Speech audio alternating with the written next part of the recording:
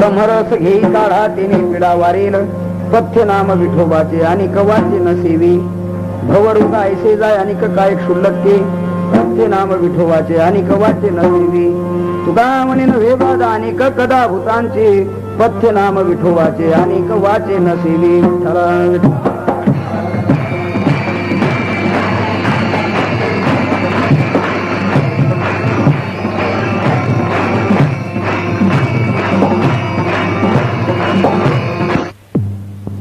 ब्रह्मरस घे गाळा तिने पिडा वारेल, पथ्य नाम विठोबाचे आणि कवाचे नसेवी. प्रस्तुत कीर्तन रूपी सेवी करिता निवडलेला आव्हान महान भगवत भक्त संत सम्राट विश्ववंदी महाराष्ट्र भूषण जगद्गुरु श्री संत तुकाराम महाराज यांचा महत्वाचा उद्दिष्ट 4 चरणाचा अभंग सेवी करिता निवडलेला आहे. विठ्ठला विठ्ठल.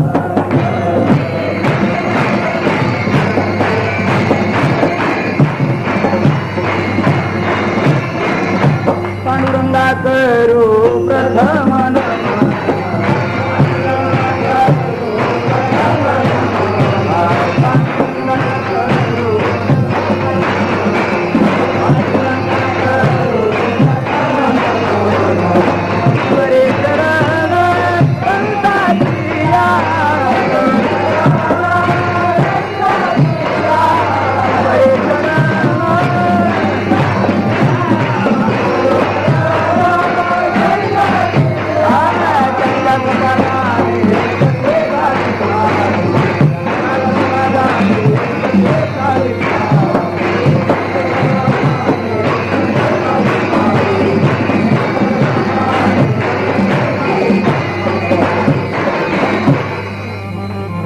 दयांचे केलिया स्मरण होय सकळ विद्यांचे अधिकरण ते जीवन श्रीचरण श्री गुरुंचे नमस्कारून आता अभंग जगद्गुरु श्री संत तुकोबारायांचा 4 चरणाचा सेवेसाठी असा निवडलेला अभंग आहे.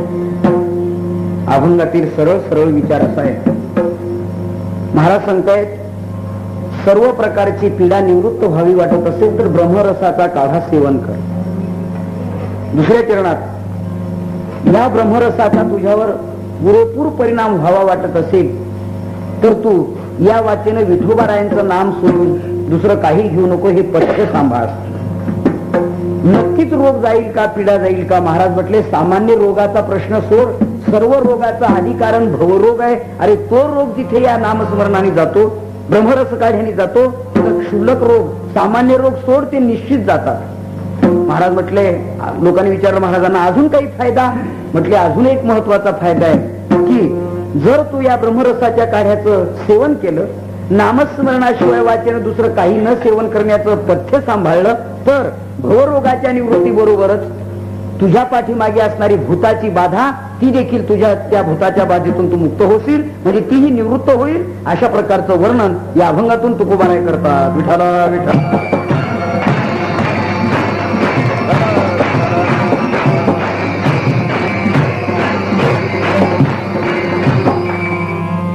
आपल्या या कन्नड गावामध्ये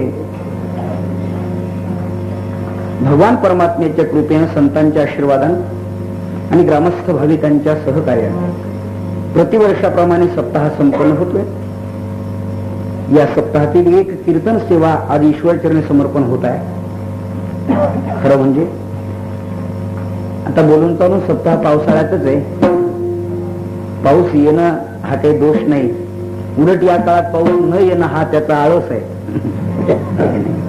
बोलून तर आपलं त्याच्यावर आक्रमण आहे, अतिक्रमण आहे, तो त्याची ड्युटी बजावतोय. आनंदाची गोष्ट आहे, त्याची अत्यंत गरज आहे. पण मोठी गंमत आहे, पाऊस यावा असं बऱ्याच जणांना वाटतं, पण पाऊस आला तरी कीर्तनाला यावं असं थोड्या लोकांना वाटतं. विठ्ठल विठ्ठल.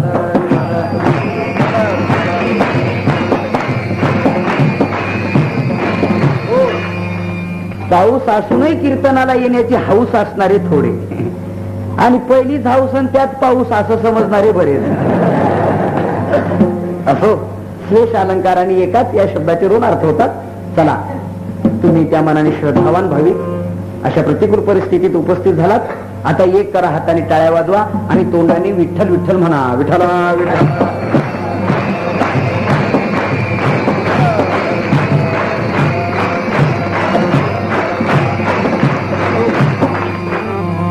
अभंगाचा सरळ सरळ शब्दशः असणारा अर्थ सांगितलाय. इकडे कोणी बोलतंय का? शांत राहा कृपया, कोणी आता बोलू नका, शांततेनं श्रवण करा. अभंगाचा शब्दशः असणारा अर्थ सांगितलाय मी. आता थोडासा तपशीलवार त्याचा आपण विचार करणार आहोत. जीवनात ज्याची अत्यंत गरज असते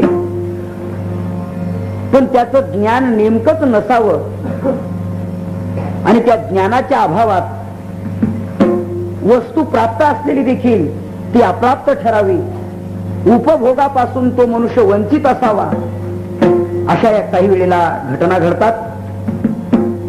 काही बरीचशी उदाहरणं आहेत. ज्या सुगंधासाठी, कस्तुरीसाठी मृग रानोमाळ फिरतं हरण, ती कस्तुरी मला वाटतं त्या हरणापासून किती किलोमीटर अंतरावर असते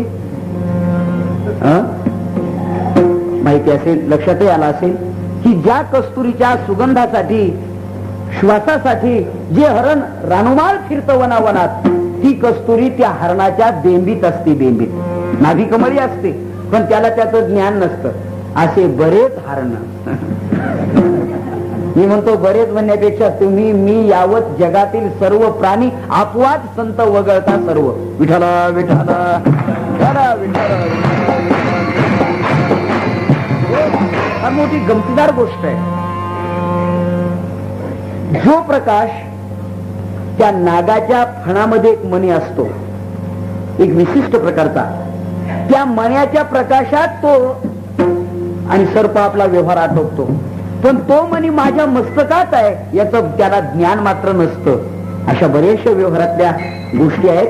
त्याचप्रमाणे तुमच्या आमच्या दृष्टीने देखील ज्ञानोबाराने सुंदर वर्णन केले. निदैवाच्या परिवरी लोह्या रुतलिया आहाते सहस्रवरी, परी तेथ बैसोनी उपवास करी का दरिद्री जी. वाडवडिलांनी लक्षावधी रुपया धनाचा संचय करावा आणि ते घरात उरून ठेवावं आणि ते निवर्तल्यानंतर यांनी लोकांकडून भीक मागून शिळेपाडे तुकडे आणावेत आणि त्याच घरात एका दिवशी 2-2 दिवस उपवासमार सहन करावी. करकर असं पोटाला उपरणं बांधून टाइमपास करावा आणि त्या तो ज्या घरात झोपतोय म्हणजे उपाशी पोटाने झोपतोय त्याच्या खाली लक्षावधी रुपयाच्या धनाच्या कढया पुरलेल्या असाव्यात. ज्ञानोबाराय म्हणतात तेथ बैसोनी उपवास करी का दरिद्री जे, तैसा हृदयामध्ये मी राम असता सर्व सुखाचा आराम. का भ्रांतासी काम विषयावरील सर्व सुखाचा आराम राम हृदयामध्ये असता, पण भ्रांत माणसाचा आणि दृष्टिकोन काम विषयाकडे असल्यामुळे मी त्यांना प्राप्त असूनही अप्राप्त ठरलोय.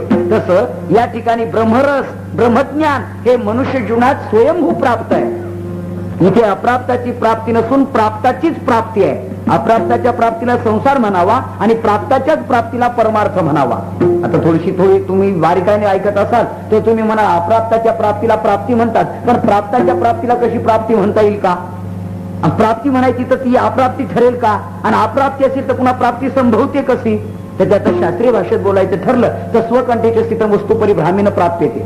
म्हणजे वस्तू प्राप्तच असते पण भ्रमग्रस्त असल्यामुळे ती अप्राप्त ठरते आणि भ्रम निवृत्तीनंतर पुन्हा प्राप्त होते. याला म्हणतात प्राप्ताची प्राप्ती. विठाला विठाला.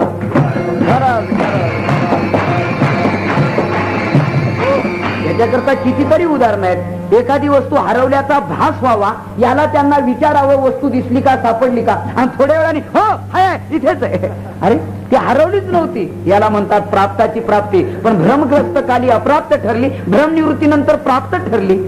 कित्येक माणसं चष्मा लावून वाचतात.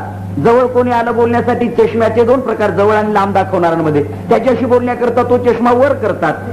तो बोलून निघून गेल्यानंतर पुन्हा वाचायला चष्मा कुठे म्हणून शोधतात आणि का आणून देत नाही, कोणी नेला म्हणून शिव्या देतात.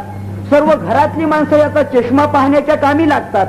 शेवटी म्हातारीपर्यंत ही गोष्ट जाते. ती म्हणते म्हाताऱ्यानं विचारू तरी कुठे ठेवलाय, विचारायला येते तर कपाळावर चष्मा. म्हणे हरवलं तरी काय, म्हणे चष्मा. केव्हापासून? 2 तास झाले. कुठं हरवला तेच सांगता येत नाही. इकडे या.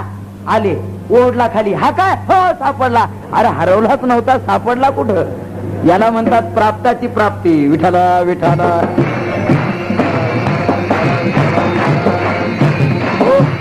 अशी तुमची उदाहरणं सांगून मला वेळ घ्यायचा नाही. ब्रह्मज्ञानाच्या बाबतीत माऊलींची एकच ओवी सांगतो म्हणजे ज्ञानेश्वरीतली.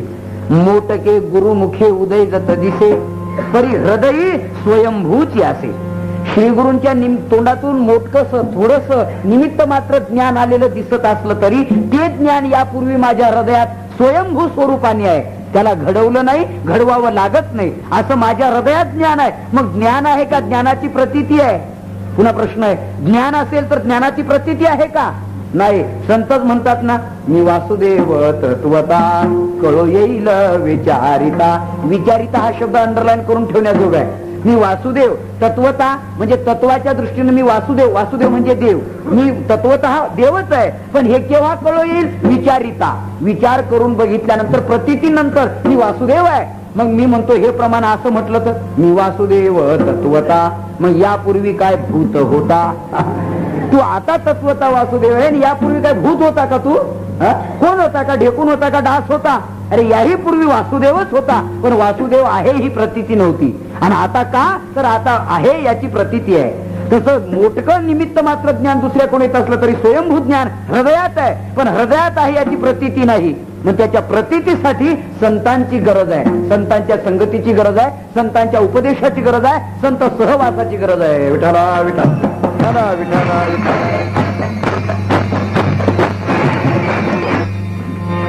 महत्वाची गोष्ट सांगायची आहे. तसं प्रत्येक जणांना दुःख निवृत्ती आणि सुख प्राप्ती हे प्रयोजन प्रत्येकाच्या दृष्टीनं अपेक्षित असलेलं प्रयोजन आहे. कोणालाही केव्हाही कोणत्याही देशातल्या लोकांना विचारा, तुमचं दुःख जावं का नाही असं विचारलं तर काय म्हणाल? आता का आलंय, कशाला एवढी घाई जाण्याची, राहू द्या चातुर्मासला, असं कोणी म्हटलंय का? नाहीये. पीडा जावी असं प्रत्येकांना वाटतं आणि सुखाची प्राप्ती व्हावी असंही प्रत्येकांना वाटतं. अभिप्रेतच आहे, पण रोग जात नाहीत आणि सुख कधी भेटत नाही. इच्छा वेगळी आणि प्राप्ती वेगळी, गरज वेगळी बस आणि प्राप्ती वेगळी. ज्याची गरज आहे त्याची प्राप्ती नाही, प्राप्ती आहे त्याची गरज नाही, म्हणून अशी गडबड होते का? बर, दुःख आहे हे बरोबर आहे. बरं, दुःख निवृत्तीचे उपाय काय आतापर्यंत आपण कमी केलेत? दुःख निवृत्तीचा उपाय मी म्हणतो प्रत्येक जणांकडून चालूच आहे, पण उपाय चालूच आहे, पण दुःख ही फवारणी मारणं चालूच आहे, पिकावर रोग पडणं चालूच आहे. एकीकडे फवारणी चालूच आहे, वाटेल त्या फवारण्या चालू आहे, परंतु रोगाची निवृत्ती दिसते का हा महत्वाचा भाग आहे. आता नाना तऱ्हेचे औषध उपचार निघालेले, त्याच्यावरती उपाय निघालेले आहेत. आता तणनाशक फवारणी आहे, तुम्हाला माहितीच आहे. म्हणजे रोजगार प्रॉब्लेम झाला ना तेव्हापासून अशी फवारणी केली की तुमच्या पिकात तणच निर्माण होत नाही. पण मी म्हणतो त्याने देखील समूळ नाश आहे का? त्याची काहीतरी एक मर्यादा आहे, 1-1.5 महिन्याची, 2 महिन्याची. ते 2 महिने फक्त मुदत वाढून घेतं वर येण्याची, एवढंच आहे. म्हणजे काय थोडासा टाइमपास करतं पुन्हा डोकावतं, असं उतरतं एक वटून की सर्व मग तुमच्या पिकाला दिसूच देत नाही. म्हणजे हे उपाय चालू आहेत. तसं रोग निवृत्तीचे उपाय आम्ही करतोय, परंतु आमचे उपाय कसे आहेत, ज्याला तात्कालिक म्हणू आपण, कसे आहेत ते तात्पुरतं आपलं निवृत्ती करतात, पण वास्तव स्वरूपाची याची निवृत्ती होत नाही. त्याला शास्त्रीय भाषेत म्हणतात लयरूप निवृत्ती आणि आत्यंतिक निवृत्ती. वरी पालवे खुडीजे या नियमाने एकीकडे निवृत्ती दिसते, पण दुसरीकडे लगे प्राप्ती पण असते. तशी दुःख निवृत्तीची, पीडा निवृत्तीची, रोग निवृत्तीची आमची साधनं चालू आहे, पण वास्तव स्वरूपाची निवृत्ती होत नाही. म्हणून संत महात्म्यांना लोकांनी विचारलं. संत महात्म्यांचं हे विशेष असं औषध आहे की त्यांनी विचार करून तुम्हाला औषध सांगितलंय. जिथं रोग आहे तिथं लावण्याचं औषध सांगितलंय. परत नीट आहे का? रोग शरीराला असेल तर उपचार देखील कुठं केले पाहिजे? शरीराला केले पाहिजे. पण रोग जर मनाला असेल तर उपचार कुठे केले पाहिजे? का शरीरालाच करून चालतील? नाही ना. जिथं रोग तिथं उपचार पाहिजे ना. रोगा वाचून उपचार केले तर ती निरर्थकताच ठरेल ना. एका गवळणीचं उदाहरण आहे, आपण नेहमी ऐकतो. ती गवळण म्हणू लागली, माझ्या अंगाचा दाह होतोय, मला भगवान परमात्म्याची भेट हवी आहे. तो माझ्या अंगाचा दाह होतो असं म्हटल्याबरोबर बाकीच्या गोपिकांनी असा अर्थ लावला की हिचं अंग जळतंय, तापलंय, ओळतंय. म्हणून त्यांनी काय केलं, बाकीच्या गोपिकांनी तिच्या पूर्ण अंगावरती चंदनाचा लेप लावून दिला. चंदन, ज्याला आपण मलयागिरी चंदन म्हणतो, ती उकळते तापलेल्या तेलाच्या कढईत एक बिंद लेश मात्र जर ते चंदन टाकलं तर एवढी मोठी उकळ त्या तापलेल्या तेलाची कढई शांत करण्याची पावर, शक्ती ज्यात आहे. असं चंदन तिच्या अंगाला लावलं, मग तिच्या अंगाचा दाह शांत झाला का? तिचे उद्गार आहे, चंदनाची चोळी माझे सर्व अंग पोळे, कान्होवन माळी वेगी भेटवा का, चांदवो चांदणे चापेवो चंदनू, देवकी नंदनु विना नावडेवो, चांदवो चांदणे चापेवो चंदनू. हो, या ठिकाणी असं वर्णन केलेलं आहे की मला चंदन लावू नका, न लावा चंदनू, न घाला विंझण वारा. मला हवाय घालू नका आणि माझ्या अंगाला चंदनही लावू नका. का? तुमचं इथंच वर्म चुकतंय. रोग मनाला आणि उपचार शरीराला. तुमच्याकडे एक म्हण आहे का नाही कोणाला माहिती? रोग हेल्याला आणि इंजेक्शन पखालीला. तुमच्याकडे ही म्हण नाही ना? नसू द्या. इथून पुढे बऱ्याच म्हणी शास्त्र शुद्ध आहेत, म्हणजे त्या श्लोकाशी शास्त्राशी संबंधित जुळत्या मिळत्या आहेत. वाडवडिलांनी काढलेल्या म्हणी. ते पहिलं रेड्याच्या पाठीवर, म्हणजे पाणी वॉटर सप्लाय योजना राबली नव्हती ना, तेव्हाची ही गोष्ट आहे. ते रेड्याच्या पाठीवर तिथे पखाल ठेवली जात असे. त्याला 4 तोंड, 2 पाणी सोडण्याचे आणि 2 पाणी भरण्याचे असे, आणि त्याच्यात पाणी भरून घरोघर ते पाणी देत असत ते कोळी लोक बिचारे. एकदा ते पाणी वाहणारा रेडा पखाल खांद्यावर, त्याच्या म्हणजे पाठीवरच, आणि त्याला काही आजार झाला, ते चक्कर येऊन पडलं. आता डॉक्टरकडे पळत पळत गेले ते रेड्याचा मालक. हो मालक, म्हणजे डॉक्टर साहेब काय आमच्या रेड्याला वाचवा हो. आता डॉक्टर त्यावेळेला इतकी साथ सुरू होती, त्याचं तोंड दिसायला तयार नव्हतं. मग आता तो माणसं सोडून पशुला कधी तपासेल हो. मग त्यांनी कंपाऊंडरला सांगितलं, हे इंजेक्शन मी भरून देतो, एवढं त्याच्या रेड्याला मारून ये. संपलं. हे असं हेडिंग वगैरे वगैरे लावायचं, द्यायची डोस, जा शिर पाहून तोच. म्हटलं ठीक आहे. आता कंपाऊंडरच ते बिचार, आणि ते कंपाऊंडर पण परमानंट नसलेलं, टेम्पररीच असलेलं, आणि ते पण सिनियर नसलेलं, फार ज्युनियर असलेलं. असं ते कंपाऊंडर आपलं गेलं इंजेक्शन घेऊन. आता त्याला रेड्याची कातडी आणि पखालीची कातडीच, ती कातड्याची पखाल असते वरची. यांनी ते आयडिंग लावताना त्या रेड्याच्या पोटाला पाठीला कुठं शिरपावून लावण्याऐवजी त्या पखालीलाच आयडिंग लावलं आणि त्यालाच इंजेक्शन दिलं टोचून त्या पखालीला. आता किती वेळाने रेड्याला गुण येईल? वर्मच चुकलं ना. इंजेक्शन पखालीला दिलं जातं, रोग रेड्याला असू शकतो. मला वाटतं त्याला हसण्याचं काही कारण नाही. जवळ जवळ तसंच आहे. जवळ आपला आध्यात्मिक रोग आहे हा, आणि उपचार बाह्य रोग निवृत्तीचे आपण करतोय. कदापि देखील अत्यंतिक निवृत्ती होणार नाही. विठाला विठाला. म्हणून संतांनी त्याच्या मुळाशी जाऊन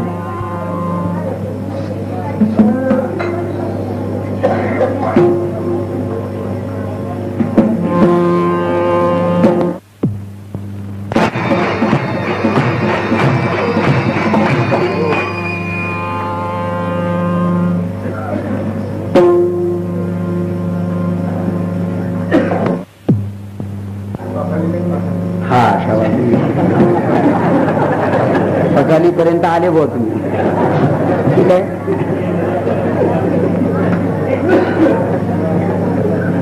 तर ऐका, संत महात्म्यांनी त्याच्या मुळाकडे प्रवेश केला पहिल्यांदा. ज्ञाते माणसं जे घडतंय त्याच्यावर मात करण्यापेक्षा हे घडतंय ते कशाने त्याचं कारण शोधतात. प्रथम हे असं का होतं, का व्हावं असं, त्याचं कारण शोधून मग योग्य तो उपाय करतात आणि पुन्हा पुन्हा त्याला दुःखात जाण्याची वेळ येऊ देत नाहीत. सोपं उदाहरण सांगतो मी तुम्हाला. कुत्र्याला दगड मारला जातो, वाघालाही दगड मारला जातो, पण कुत्र ते दगडाच्या मागे पळतं आणि वाघ ज्यांनी दगड मारला त्याचा तपास करत. लक्षात आलं तुमच्या? कुत्र काय करतं, यांनी जो दगड फेकून मारला ना ते पळतं, त्यांनी जो फेकून मारलेला दगड त्याला कडकडून चावतो त्या दगडाला. तोपर्यंत मालक रिकामाच राहतो, तो चावेपर्यंत दुसरा उचलतो हे, आणि दुसरा फेकून मारतो तो नेमका बसतो त्याच्या.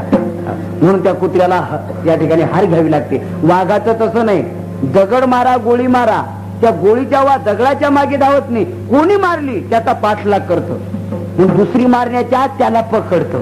पुन्हा गोळी मारण्याचं दगड मारण्याचं काम येऊच देत नाही तो. आता दृष्टांत कळला. तसं तुम्ही आम्ही दुःख निवृत्तीचे वरवर उपाय करतो, त्यामुळे पुन्हा पुन्हा दुःखाचे बळी ठरतो. परंतु संत महात्म्यांनी त्याचा पुरोगामी विचार केलेला आहे, मुळाचा विचार केलेला आहे. यांना दुःख कशामुळे प्राप्त झालंय आणि ते कोणतं दुःख आहे आणि हे कशाने जातं याचा चांगल्या प्रकारचा शोध घेतला आणि मग लोकांना सांगितलं, तुम्हाला दुःख निवृत्ती हवी आहे ना, वास्तव स्वरूपाची दुःख निवृत्ती हवी आहे ना, मग त्याच्यावर दुसरा तिसरा उपाय करू नका. या डॉक्टरकडे जा, त्या वैद्याकडे जा, या भगतकडे जा, ते म्हणतं तू 4 पायाचं काप, हे म्हणतं 2 पायाचं दे. हे याच्याने तुमची कायमची दुःख जाणार नाही, उलट ही दुःख तुमची वाढत राहतील. चुकीच्या मार्गाने उपाय केले तर दुःख वाढत राहतील उलट. मग योग्य उपाय याच्यावर एकच आहे, तो कोणता म्हणाल तर ब्रह्मरसाचा काढा घ्या की तुमची कायमची पीडा जाईल. पहिल्या चरणात ही गोष्ट आहे.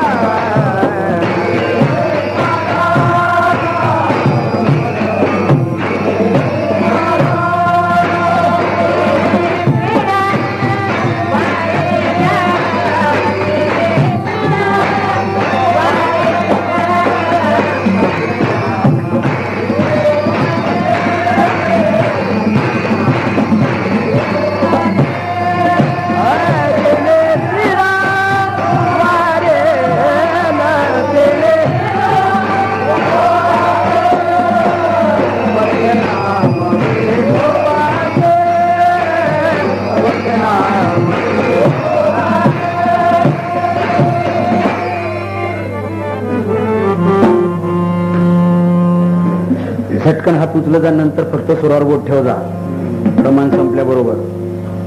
काय आहे, आजारी पडणं हा स्वभाव आहे, तो मुळात प्रत्येकाच्या शरीरात रोग आहेत.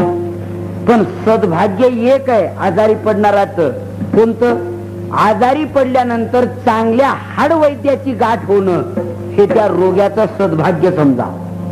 परत नीट ऐका, आजारी पडणं स्वभाव आहे प्रत्येकाचा आहे, परंतु जर चुकीचे उपाय झाले तर तुम्हाला माहिती आहे ना, छोटा रोग जाण्याकरता इंजेक्शन दिलं जातं, पण ते जर त्याची रिॲक्शन आली तर तो त्याची रिॲक्शन घालण्याकरता 5 इंजेक्शनचा कोर्स द्यावा लागतो. असं घडतं, सुजतो पार, लठ्ठ होतो, असं एकदम बंब. रोग जाण्याऐवजी रोग वाढतो. डॉक्टरच्या नजर चुकीनं झालेल्या अनेक आणि चुका कित्येक पेशंटला प्राणास मुकावं लागतं. त्याच्यानंतर केस होते, आमचं धमकं होतं, नंतर काही घेऊन सोडलं जातं, ते सगळं तुम्हाला माहिती आहे. पण असे कित्येक प्रकार आहेत, नामवंत मोठे श्रीमंत लक्षाधीश अब्जाधीश करोडपती असे आतापर्यंत नजर चुकीने कित्येक गेलेत आणि नंतर त्यांच्या लक्षात येतं. पण अशांची जर बऱ्याच वेळेला वैद्य आणि हाडवैद्य असावा त्यातला मोठा फरक आहे. असं म्हणतात, पूर्वीचे वैद्य इतके इतके नामवंत होते की पेशंटला पाहिल्याबरोबर हाताची नाडी बघितल्याबरोबर अचूक नेमकं काय होतंय त्याचं निदान करून त्याला औषध देणारे असे वैद्य होते पूर्वीचे. त्याला हाडवैद्य म्हणा, खास परंपरेचे वैद्य, खास त्याचा आणि अभ्यास अनुभव असलेले.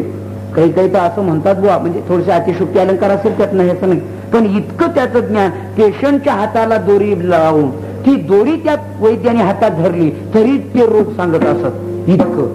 आता मोठं गंमत आहे, आताच्या काळात जर ही उदाहरणं मोजायची ठरवली नाही पडा.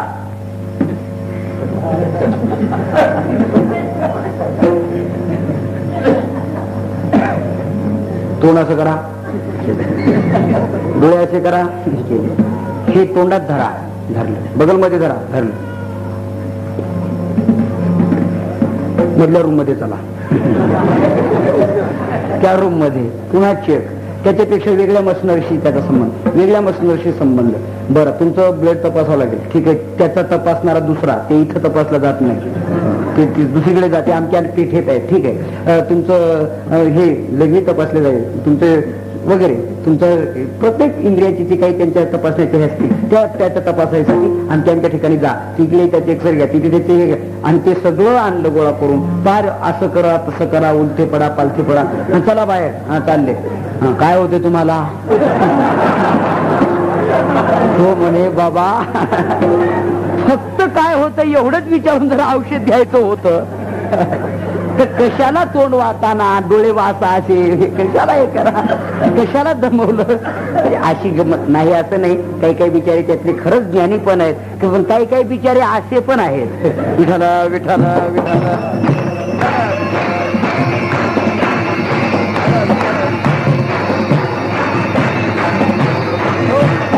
आणि त्याचा कोणत्याही प्रकारचा इतका असा अनुभव नाही, ज्ञान नाही, फक्त त्यांना विचारायचं आणि त्याप्रमाणे औषध द्यायचं. असं जर घडलं तर त्याचा रोग जाईलच असं नाही. पण जगद्गुरु तुकोबा राय हे खरे या रोगाचे हाडवैद्य आहेत आणि ते वैद्य ज्या मुमुक्षुला भेटले त्यांचं परम भाग्य आहे की भवरोगाचे पेशंट सर्व जगातले प्राणी आहेत. तुम्ही आम्ही आपण सर्वजण आहोत भवरोगाचे पेशंट आहोत. पण एक सद्भाग्य की संतांसारखे हाडवैद्य ह्या रोगाचा समूळ नाश करणारं असं जे औषध आहे ते सांगणारे संत आपल्याला भेटले हे आपलं परम भाग्य आहे. फार महत्वाची गोष्ट आहे. नाही तसं जर झालं नाही तर महाराज म्हटले वैद्याच्या बाबतीत आणि पेशंटच्या बाबतीत वर्णन केलेले. रोगे पिढीला धावे वैद्याची या घरा, वैद्याची या घरा, दुःखाच्या परिहारा आपुलिया, दुःखाच्या परिहारा आपुलिया घरा, वैद्याची या घरा परिहारा आपुलिया.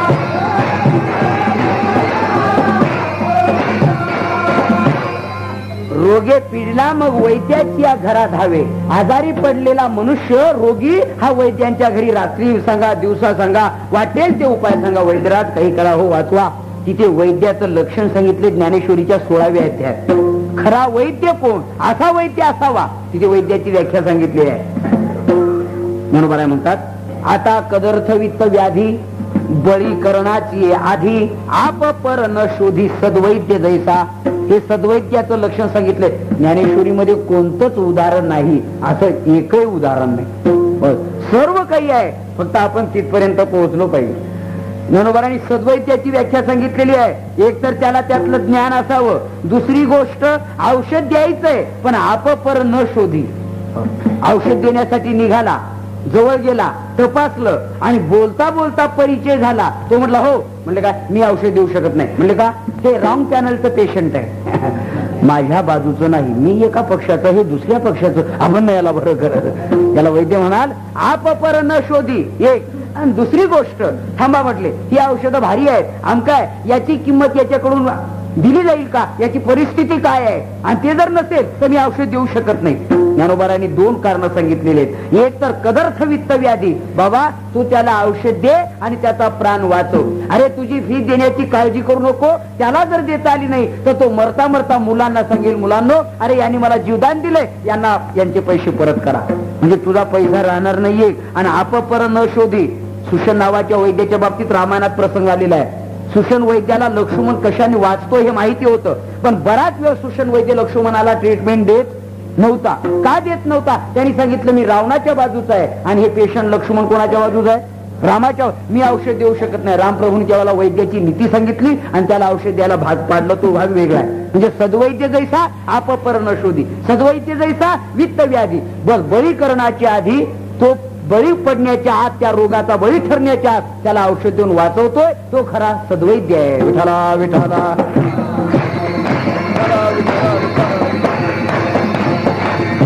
म्हणा जा तोंडाने म्हणा जा.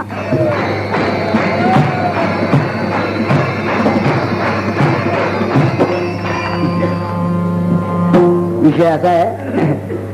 मग संत महात्मे हे या रोगाचे खरे खरे वैद्य आहेत. त्यात अनुभवाबद्दल बोलतो मी, नीट आहे का. एखादा चिकित्सक जर रोगी असेल ना तर तो डॉक्टरला विचारित असतो, डॉक्टर साहेब म्हणजे काय, हे औषध तुम्ही मला या रोग निवृत्तीसाठी देता, पण हेच औषध यापूर्वी कोणाला तरी देऊन त्याला या औषधाने गुण आल्याचा अनुभव तुमच्या जमेत आहे का? का पहिलाच प्रयोग माझ्यावर आहे? नाही तर तुमचा होईल प्रयोग.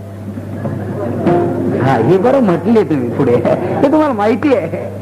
प्रयोग सक्सेसफुल झाला नाही असं म्हणाल तुम्ही. मला वाटते बेडकाचं ऑपरेशन करताना बऱ्याच जणांचे प्रयोग फेल जातात, बरोबर आहे. यांचा प्रयोग फेल जातो, तिकडे बेडकाचा जीव जातो. बेड आता एवढंच आहे की ते बिचार तक्रार करीत नाही म्हणून प्रयोग करण्यासाठी बेडकं निवडली जातात. हा महत्वाचा भाग आहे की त्याच्या बाजूने कोणी तक्रार करीत नाही, कोणी त्याच्यावर खटला भरत नाही. बहुतेक जे प्रयोग होतात ना मुक्या प्राण्यावर, माहिती आपल्याला, चंद्रावर जे विमान गेलं होतं त्या विमानात पहिल्यांदा कुत्रं पाठवलं. ते जर जिवंत आलं तर माणसाला पाठवायचं, नाही तर ते मेलं तर त्याचीच क्रिया करायची. अशी पण बहुतेक प्रयोग हे मुक्या प्राण्यांवर होतात. पण बेडकीचं ऑपरेशन करून त्याच्यातून शिकलं जातं. अर्थात त्याची दोन कारण, एक तर ते बिन तक्रारी आहे गिऱ्हाईक, एक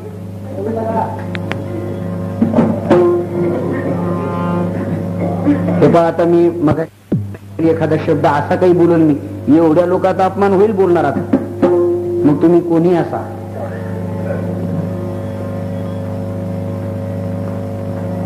इतकी तरी अक्कल असावी किमान की हे लोक कशा करता आलेत, कसे बसलेत. का मग बोलायलाच पाहिजे मी वाईट. विठाला विठाला विठाला विठाला विठाला.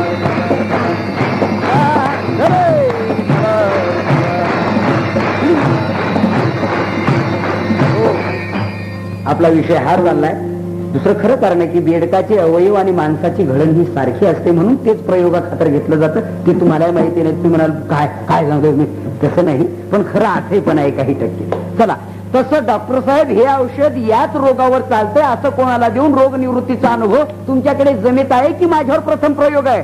मग त्या डॉक्टर साहेबांनी सांगितलं, अहो हे कोणाला तरी दिले आणि गुण आलाय असा अनुभव तर आहेच, पण त्याच्यापेक्षा खरं सांगू का, याच रोगाचा पेशंट मी पण आहे आणि हेच औषध, हीच ट्रीटमेंट, हाच कोर्स मी पण घेतला आणि आज जो तुमच्या पुढे ठणठणीत दिसतोय ना तो याच औषधाचा परिणाम. हा माझा अनुभव आहे की माझा रोग याच औषधाने गेला. तसं तुकाराम महाराजांना लोकांनी विचारलं, ब्रह्मरसाचा काढा घेतल्याने पिढेची निवृत्ती होते असा तुमच्याकडे अनुभव? महाराज म्हटले, माझाच आहे, दुसऱ्याचा नाही. हा घ्या माझा अनुभव, भक्तिभाव भाग्याचा, भक्तिभाव भाग्याचा, भक्तिभाव भाग्याचा, भाग्याचा. सुखी झालो या सेवने, दुःख नेणे यावरी, दुःख नेणे यावरी, दुःख नेणे यावरी.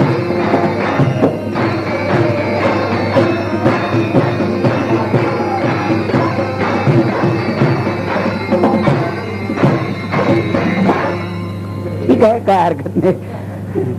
महाराज म्हटले, हा घ्या माझा अनुभव, भक्तिभाव भाग्याचा. लोकांचा अनुभव मी तुम्हाला सांगत नाही बाबा. लोकांचा अनुभव एखाद्या चुकीचा असू शकतो. कसा? मी औषध देण्याची वेळ आणि त्याचा रोग पूर्वीच जाण्याची वेळ एक व्हावी आणि याच्याच औषधाने गुणाला अशी जाहिरात, असंही काही वेळेला घडतं. तू का म्हणे भोग सरे तरी रोग येते अंगारे. याचा भोग संपण्याची वेळ आणि एकाने त्याला अंगारा लावण्याची वेळ. काय हो भगत, केवळ याच औषधाचा हा परिणाम आहे म्हणून हा माझा अनुभव आहे. माझी मजाली रोकडी प्रचिती, ही रोकड प्रचिती आहे, उदाहरण आहे. रोख स्वरूपाची प्रचिती नाम अनुभव मला आलेला आहे आणि तो मी तुम्हाला देत आहे. मग तुम्ही हाच अनुभव घ्या, म्हणजे हा काढा घ्या की तुमच्या पिढीतून तुम्ही आणि मुक्त व्हाल. आता याचे 2-3 प्रकार आहेत. काही काहींना असं वाटेल भवरोगाची साथ ज्या देशात, ज्या राज्यात, जिल्ह्यात असेल त्यांनी कदाचित ब्रह्मरसाचा काढा घ्यावा. रामभाऊ म्हणजे माझ्या गोष्टीतले रामभाऊ बर. रामभाऊ, आपल्याकडे काय ही साथ नाही भवरोगाची आणि त्यामुळे आपल्याला ब्रह्मरसाचा काढा घ्यायला काही तुकोबारांनी सांगितलेला नाही. कोणाला घ्यायला सांगितलंय?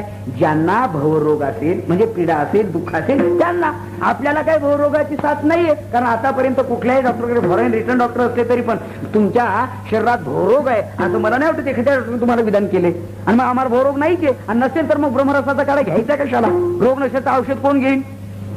तुमचं डोकंच दुखत नाही आणि घ्या गोळी कशाला? डोकं दुखतच नाही, दुसऱ्याला त्याच्याचं दुखतंय त्याला. तसं आम्हाला काही गरज नाही. कदाचित असं वाटेल, पण याचं उत्तर मी पुढे सांगणार आहे तुम्हाला. तुम्हाला त्याचं ज्ञान नाही पण भवरोग नाही असा माणूस नाही. फक्त यालाच भवरोग म्हणतात हे माहिती नाही, हा एक मुद्दा. दुसरा एक मुद्दा असा आहे, काहींना रोग आहे याचं ज्ञान आहे पण कशाने बरा होतो याचं ज्ञान नाही. ते भ्रमिष्ठासारखे फिरतात, कशाने बरा होईल, कशाने बरा होईल, अशा कशाने बरा होईल अशांना, आणि भवरोग आहे पण त्याचं ज्ञान नाही अशांना उद्देशून महाराज म्हणतायत, बाबा तुम्हाला त्याचं ज्ञान नसेल तर आम्ही तुम्हाला आमचं ज्ञान सांगतोय. म्हणले काय, भवरोगाच्या निवृत्तीसाठी ब्रह्मरसाचा काढा हाच एक उपाय आहे, दुसरा कोणताच उपाय याच्यावरती चालत नाही. आता पहिल्या प्रश्नाचं उत्तर सांगतो मी तुम्हाला. भवरोग म्हटल्यानंतर तो कुठे असतो, शरीराला होतो की आत्म्याला होतो की जीवाला होतो? बर, मग तो देहाला जर असेल तर देहाबरोबर त्या भवरोगाची निवृत्ती होते का? बर, आत्म्याला असेल तर आत्मा रोगयुक्त असणं हे आत्म्याचं लक्षण आहे का? आत्मा तर परमात्मा स्वरूप आहे, त्याला रोग वगैरे नाही. वेदा विनाशिनम नित्यम ये यन मजम व्ययम कथंस पुरुष पार्थ कम घात येते हंतिकम.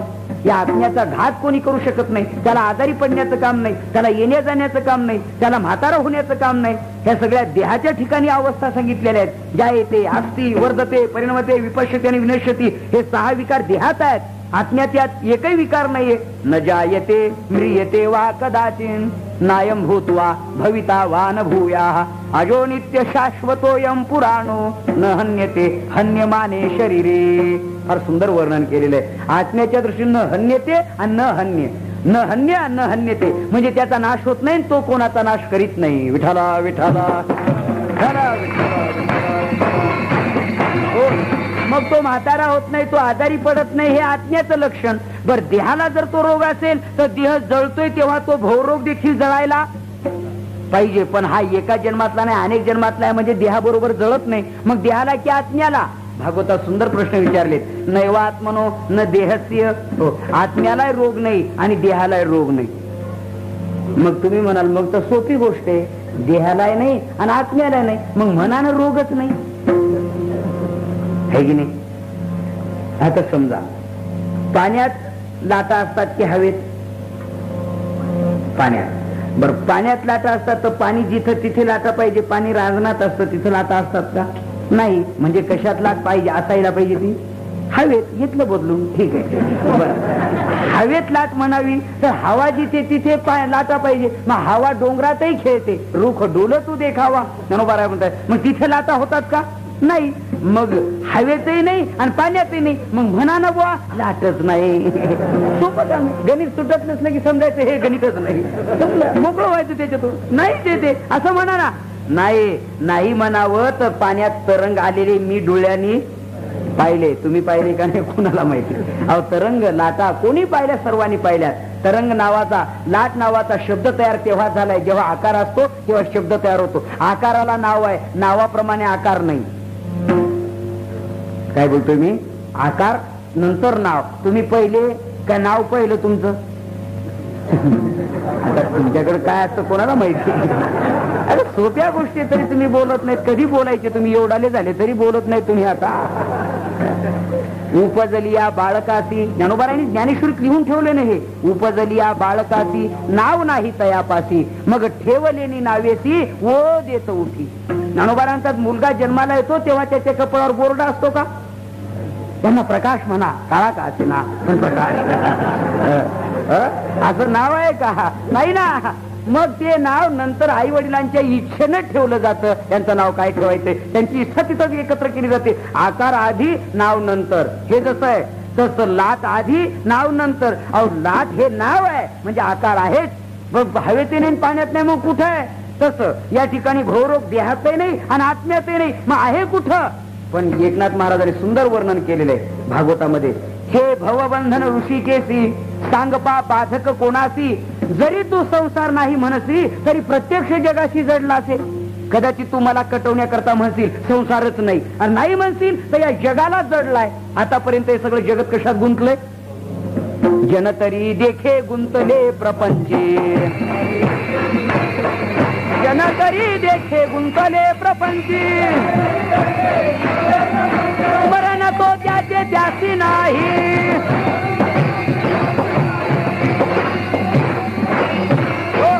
अरे नाही म्हणावं तर जगाला आहे आणि आहे म्हणावं तर त्याची सिद्धी होत नाही. म्हणजे कसं काय? काही गोष्टी दिसत नाहीत, नाही म्हणावं तर त्या जाणवतात आहेत अशा. मग त्याचा शोध जसा बारकाईने करावा लागतो तशी इथे गमतीदार गोष्ट आहे. मग आहे की नाही? मग प्रश्न निर्माण झाला. तर त्याचं उत्तर आता त्याच्यातूनच सांगतो. मग आता उदाहरण सांगितलं ना, सोपं आहे ते. निवळ पाण्यापासूनही लाट नाही, तर निवळ हवेपासूनही लाट नाही, पण हवा आणि पाण्याचं एकीकरण होण्यातच लाट झाल्याशिवाय राहत नाही. आता लक्षात आलं. ज्ञानोबा म्हणतात सागराचे पाणी काय तरंग, आणि पाण्याचं एकीकरण होण्यातच लाट झाल्याशिवाय राहत नाही. आता लक्षात आलं. ज्ञानोबा म्हणतात सागराचे पाणी काय तरंगाच्या हाती खारी, ती अवांतर करणी वार्याची नव्हे. वार्याची करणी म्हणजे तरंग नव्हे, पाण्याची करणी म्हणजे तरंग नव्हे. समुद्रात काय तरंगाची खाण आहे का? हवेत तरंगाची खाण आहे का? पण दोघंही एकत्र आले की तरंग तयार झाल्याशिवाय राहत नाही ना. हे तसं या ठिकाणी भोर रोगाची निर्मिती कुठं होते? तो रोग होतो नेमका कुठं? देहाला होत नाही आणि आत्म्याला होत नाही. मग होतो कुठं? देहाचा आणि आत्म्याचं सेंटर आहे जीवात्मा. हा रोग तिथं दडू नये. देहाचं आणि आत्म्याचं सेंटर, मध्य, त्याचा केंद्रबिंदू जीव आहे. दोघांचं आणि साम्य साधणारा. इकडे देहाशी संबंध ठेवतो आणि तिकडे हा शाबास, ते याला डबल सिस्टीम, दोन्हीकडे त्याचा संबंध. व्हीटीवरून लोकल निघते कसाऱ्याकडे चालते, कसाऱ्यावरून निघाली की व्हीटीकडे चालते. दोन्हीकडे संबंध. त्या इंजिन बघितलं तुम्ही तर तसे काही काही तक्रार नाही तुमची अजून. ठीक आहे. कसाऱ्याला गेला मनुष्य मुंबईला जाण्याकरता, कसारा लोकलनी जाण्यासाठी. तिथे उभा राहायला लोकांना विचारलं का आता आपण ज्या लोकलनी जाणार म्हणजे ज्या रेल्वेने, ही रेल्वे कुठून येणार हो पहिल्यांदा? म्हणले व्हीटीवरून, म्हणजे मुंबईहून येणार. असं? आणि जाणार कुठे? म्हणले परत बॉम्बेला जाणार. असं? मग मुंबईवर येईल आणि मुंबईला जाईल, तर तिला इथं वळायला जागा कुठे हो? आता जसं काहींना कळलं ते हसले, काहींना कळलं नाही ते तसे बसले. तो भाग वेगळा. ज्यांना कळलं ते म्हणे तुम्ही पहिल्यांदाच मुंबईला आलेले दिसता. कसं काय ओळख? येतं ओळखायला आम्हाला. अरे बाबा, ही जी लोकल मुंबईहून येणार आहे ना, म्हटले हो, ही पुन्हा मुंबईला जाणार, पण वळत नाही. म्हटले का? त्याच्यात डबल व्यवस्था आहे. इकडे चालते आणि तिकडे चालते. या डबल व्यवस्था आहे. इकडे चालते, तिकडे चालते. अशा बऱ्याच लोकल आहेत. सप्ताह बसला की इकडे चालतात आणि गावात तमाशा आला की तिकडे चालतात. समजावं, ह्या लोकल दोन्हीकडे व्यवस्था आहे. त्या विठाला विठाला विठाला, अरे विठाला विठाला, टाळ्या वाजवा, टाळ्या, आणि म्हणा सगळे विठाला विठाला. हो, तसं या जीवामध्ये डबल व्यवस्था आहे. तिकडे आत्म्याशी संबंध ठेवू नये, तर इकडे देहाशी संबंध ठेवू नये. आणि दोघांचं मध्ये तो जीव आहे. आणि हा भवरोग नेमका त्यालाच आहे, देहाला नाही. कारण त्याचं वर्णन केलंय. देह तव जड मुळाज्ञान त्याची संसार जाणासे ना. देह जड मुळाज्ञान, त्याला संसार नाहीये. आत्म्याला का नाही? आत्मा नित्यमुक्त चिदघन, त्याची नसते संसार बंधन. आत्मा नित्य आहे, मुक्त आहे, तो चिदघन आहे, त्याला संसाराचं बंधनच नाही. नाही, शास्त्रीय भाषेत त्याचं उत्तर त्याच्यातच आहे. नाही म्हणण्याचे काम उरत नाही. आत्म्याचं लक्षण काय? मुक्त. कधी मुक्त कधी बद्ध नव्हे, नित्य मुक्त. आत्मा कधी बांधलेला आणि कधी सुटलेला असा नाही. आत्मा कसा आहे? आत्मा नित्यमुक्त चिदघन. आत्मा नित्यमुक्त आहे. मग नित्यमुक्त जर असेल तर त्याला बंधन असेल कसं? बंधन असेल तर त्याला मुक्त कसं म्हणता येईल? म्हणजे बांधलेला आहे आणि मुक्त आहे, म्हणजे त्याचे सगळे अधिकार आहेत, पण घरात त्याचं कोणी ऐकत नाही. बरोबर आहे? त्याचे सगळे अधिकार आहेत पण घरात कोणी त्याचं ऐकत नाही. हे कसं काय? ही अशी स्थिती होईल ना. म्हटले तसा आत्मा मुक्त आहे. आत्मा मुक्त जर असेल तर त्याला संसार बंधन निश्चितच नाही, आणि बंधन असेल तर आत्मा नक्कीच मुक्त नाही, बद्ध आहे. मग आत्मा मुक्त आहे म्हणून त्याला संसार बंधन नाही. म्हणजे आत्म्याच्या ठिकाणी भवरोग नाही, देहाच्या ठिकाणी नाही. पण देहा आत्म्याचा संबंध जोडणारा जो जीव आहे, त्या जीवात्म्याच्या ठिकाणी मात्र भवरोग घर करू नये. तो एका जन्मापुरता नाही. मग किती जन्मापुरता आहे? किती जन्म झाला फेरा, गणित नाही जिडा तारा. या रोगाचे पेशंट आपण एका जन्मापुरती नाही बाबा, अनेक जन्मापुरती पासूनचे आहोत. अनेक जन्म, इतके जन्म झाले तेव्हापासून. बहुनिमे व्यतीत आणि जन्माने चौथ्या अध्यायात भगवान परमात्म्याने अर्जुनाला आठवण दिलेली आहे. आतापर्यंत अनेक जन्म मरणाच्या तो संकटात सापडला, त्याला कारण हा भवरोग कारणीभूत आहे. मग हा जीवाच्या ठिकाणी भवरोग दडून बसलाय. आता याच्या निवृत्तीला महाराज म्हटले हेच औषध आहे. हेची भवरोगाचे औषध, हेची भवरोगाचे औषध. जन्म जरा तुझे व्याध, जन्म जरा तुझे व्याध.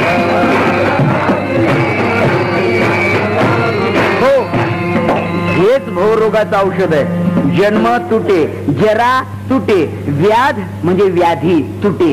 ह्या सर्व प्रकारच्या व्याधी जर तुटत असतील तर हेच एक औषध आहे. म्हणून महाराजांनी तिथे औषधावर फार जोर दिलेला आहे. बाकीची औषधं वेगळी आणि हे औषध वेगळं. आता त्या औषधासंबंधाने तुम्हाला थोडंसं वर्णन सांगतो. आपण सगळेजण पहिले लक्षात ठेवा, नाही तुम्ही सुरुवातीला मी जे म्हटलं होतं तसं न हो की आपला या रोगाशी काही संबंध नाही, आपण या रोगाचे पेशंट नाहीत असं मात्र समजता कामा नये. आपण प्रत्येक जण भवरोगाचे पेशंट आहोत, हा झाला पहिला प्रश्न. पण काहींना त्याचं ज्ञान आहे आणि काहींना त्याचं ज्ञान नाही. मला रोग आहे याचं ज्ञान नसणारा माणूस तो रोग निवृत्तीचा उपाय करत नाही. रोग आहे याचं ज्ञान आहे पण कशाने जातो त्याचा त्याला उपाय माहिती नाही, त्यामुळे तो याला त्याला विचारतोय कशाने जाईल. असा एक वर्ग आहे. अशांना उद्देशून संत म्हणतायत त्याचा मी तुम्हाला ज्ञान करून देतो. तुम्ही सर्वजण भवरोगाचे पेशंट आहात म्हटले ठीक आहे. मग आता त्याला एक उपाय ब्रह्मरस घे काढा. आता हा ब्रह्मरस तुम्ही म्हणाल जसं भवरोगाच्या बाबतीत आम्ही विचारात पडलो ना, आम्हाला बऱ्याच रोगाची नाव माहिती होती पण भवरोगाचं नव्हतं, तसे बरेच रस माहिती आहेत पण ब्रह्मरस माहिती नाही. कदाचित असंही तुम्ही म्हणाल. हा आंब्याचा रस म्हणा माहिती आहे तुम्हाला, उसाचा रस म्हणा माहिती आहे तुम्हाला. ते तुमच्या पाठीमागचं खांबाला टेकलेलं आहे ना ते पक्क पेशंट आहे. म्हणजे आता भवरोगाचे तर आपण सगळे पण ते झोपेचं पेशंट आहे आणि तुमचं कोणाचंही लक्ष नाही. आणि त्यांनी जागा सुरुवातीला अशी निवडली, विठ्ठल विठ्ठल विठ्ठल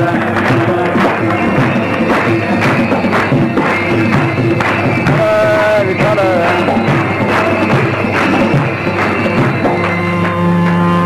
आता पहिल्यापासूनच परत सांगू का नाही का?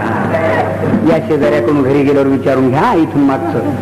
तर मी इथपर्यंत आणलं होतं तुम्हाला की तुम्ही म्हणाला आम्हाला आंब्याचा रस माहिती आहे, उसाचा रस माहिती आहे की नाही, सुधा रस माहिती आहे, अजून हा विविध फळाचे रस तुम्हाला माहिती आहेत, अजून काहींना रस काही माहिती असतील वगैरे. पण तुम्ही म्हणाला आम्ही ब्रह्मरस या संबंधाने अद्यापही कधी सेवनही केला नाही, ऐकलाय नाही. हा ब्रह्मरस कशापासून होतो? द्राक्षापासून रस बनतो, आमच्यापासून रस बनतो, समजा फळापासून रस बनतो. तसा हा ब्रह्मरस कशापासून होतो आणि तो कसा काय आम्हाला तर माहिती नाही. माहिती महाराज म्हटले हो बाबा माहिती नाही म्हणून तर सांगण्याची पाळी आहे. तुम्हाला माहिती असतं तर मग सांगायचंच काय काम होतं? सांगायची गरज नव्हती. तुम्ही जर मुळातच तुम्हाला माहिती आहे की या औषध हा रोग जातो, ती औषधं तुमच्या मनात तुम्ही घेऊ लागले. तुम्हाला काही मेडिकलची गरज आहे, तुम्हाला काही एखाद्या डॉक्टरची गरज आहे, तुम्हाला त्याचं ज्ञान असेल तर प्रश्नच येतो कुठं? ज्ञान नाही म्हणून तर ते पैसे ज्ञानाचेच तर आहेत. तसं महाराज म्हटले तुम्हाला नाही माहिती आम्ही सांगतो ब्रह्मरस. आता रस या शब्दाचा अर्थ उपनिषदात असा आलेला आहे, रसो वै सहा. उपनिषदात रस या शब्दाचा अर्थ सांगितला रसो वै सुखम. रस कशाला म्हणायचंय तर रस या शब्दाचा अर्थ आहे की जे रस नाम सुख, रस नाम ज्यात ईश्वर विषयक प्रेम, रस नाम अनिष्ट अनुकृष्ट प्राप्ती अशा अर्थाने तो रस आहे. आणि त्याला ब्रह्मरस म्हटलंय. रसाला विशेषण आहे, सुधारस नाही, आंबेरस नाही, आम्हाला कोणताच रस, हा ब्रह्मरस आहे. आणि ब्रह्मरस म्हणजे ब्रह्म परमात्म्याच्या सान्निध्यात निर्माण होतो तो ब्रह्मरस. हा ब्रह्मरस आहे, भगवान परमात्म्याच्या सान्निध्यातला आहे, ब्रह्मशक्तीतला आहे आणि संत महात्म्याने तो निर्माण केलेला आहे. पण कदाचित तुम्ही असं म्हणाल पण हा सेवन करण्याकरता मग कसं काय करावं लागेल? तर महाराजांनी इतकं सोपं साधन सांगितलंय सेवन करण्याकरता. सोपं साधन सांगितलं तुम्हाला ब्रह्मरस सेवन करता यावा आणि सोपं साधन. अवघड सांगितलं तर तुम्ही पहा ना इतकं सोपं तरी झोपा येतात काहींना विचारायला. खरंच अवघड सांगितलं तर कशी परिस्थिती होईल आपली? हा म्हणून सोपी गोष्ट आहे त्याला माध्यम सांगितलं. लावणी मृदंग श्रुती ताळ घोष, लावणी मृदंग श्रुती ताळ घोष, लावणी मृदंग श्रुती ताळ घोष, लावणी मृदंग श्रुती ताळ घोष.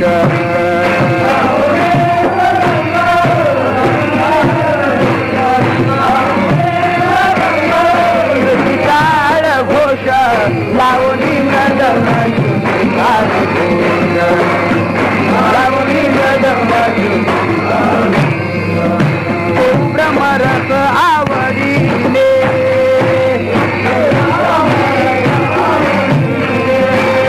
ब्रह्मरस आवडीने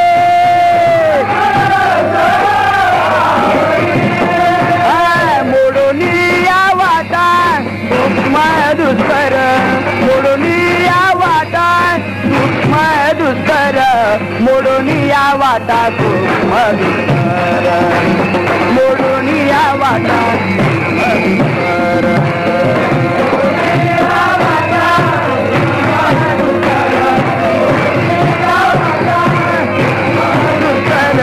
मोडून या वाटा मोडून या वाटा. असं आहे, एखादा माणूस मोठा असेल तर त्याला डॉक्टर लोक सांगतायत, हे बघा ह्या गोळ्या सकाळ दुपार संध्याकाळी घ्यायच्या.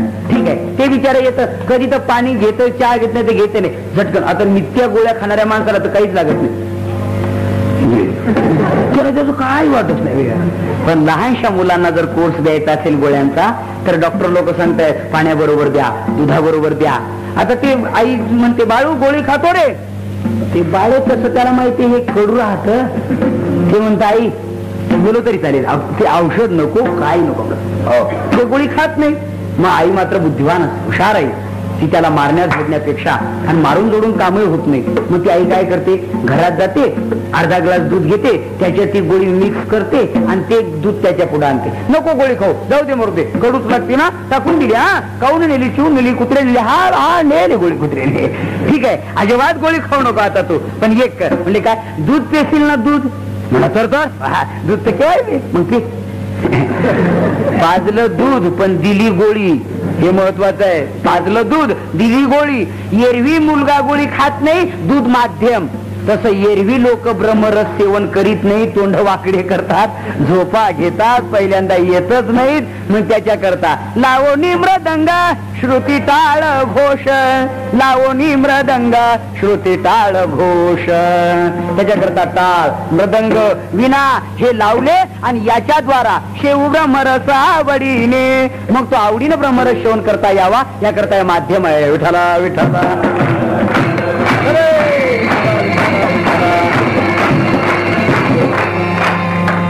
आता मी तुम्हाला सांगितलं, समजा हातात माळ घ्या आणि झोपण्याच्या वेळेला आपला जप करा. किती वेळ जागे राहा तुम्ही, रामकृष्ण हरी रामकृष्ण हरी रामकृष्ण हरी, असं करता करता किती आवडीने म्हणा, निवांत वातावरण असू द्या आणि फक्त रामकृष्ण हरी म्हणू द्या. इतका धडाका चाललाय तरी असं टाळ खण खण खण वाजतात, पखवाज वाजतो, टाळ्या वाजतात लोकांच्या जोरात, हा लाऊडस्पीकर किती क्लिअर वाजतोय तरी असं. तर खरंच निवांत झोपण्याच्या वेळेला तुम्ही माळ घ्या आणि रामकृष्ण हरी म्हणा. किती जण म्हणतील, बर किती जण म्हणतील म्हणण्यापेक्षा किती वेळ म्हणतील, 10-5 मिनिटं झाले का माळ तिकडं हे इकडं, सकाळी चेक करील आपली माळ कुठे, आपली माळ अशा अवस्था. मग महाराज म्हटले तसं तुम्हाला होत नाही ना, डायरेक्ट औषध कडू लागतं ना, मग दुधातून घ्या म्हणजे कडू लागणार नाही. तसं टाळ मृदंग विना घ्या आणि यातून घ्या म्हणजे तुम्हाला ते डायरेक्ट असं अजीर्ण होणार नाही, त्रासदायक ठरणार नाही. या भजनात आनंदात सहज सहज तुम्हाला ब्रह्मरस टाकायला मिळेल, असंही वर्णन केलंय. विठ्ठला विठ्ठला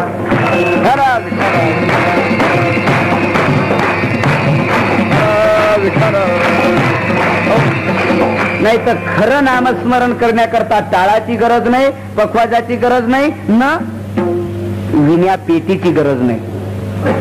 तुम्ही मारुतीरायांचा फोटो तरी बघितलाय ना, बघितलाय, मीच म्हणतो बघितलाय. मारुतीरायांचं चित्र आता घरात कशाचे चित्र पाहतात, त्यात एखादं तरी मारुतीरायांचं असेल ना. ठीक आहे, बरोबर आहे, त्यांचे चित्र लावण्यात तुमच्या पगारात वाढ होते, प्रमोशन मिळतं तुम्हाला, साईड बिझनेस झटझट लागतात, त्यात तुमचे फायदे असतील तर वेगळे चित्र लावत असाल तो भाग वेगळा, पण विचित्रानेच विचित्र चित्र लावावीत, तशी लावूच नाही वाईट चित्र, संस्कार बिघडतात. त्यामुळे मारुतीरायांचं चित्र पहा, मारुतीरायांच्या चित्रात असं आहे का गळ्यात पेटी अटकवली आणि भाता ओढायचं काम झालं, जय श्रीराम जय जय जय राम, असं नाही.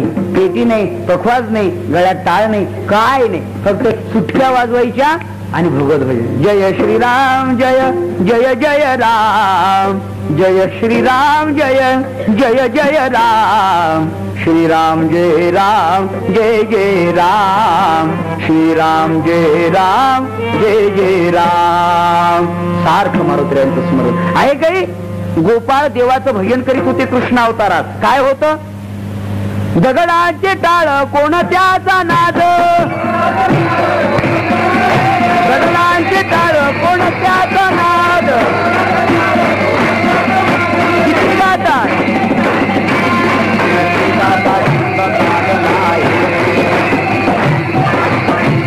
दगडाचे टाळ कोणत्याचा नाद.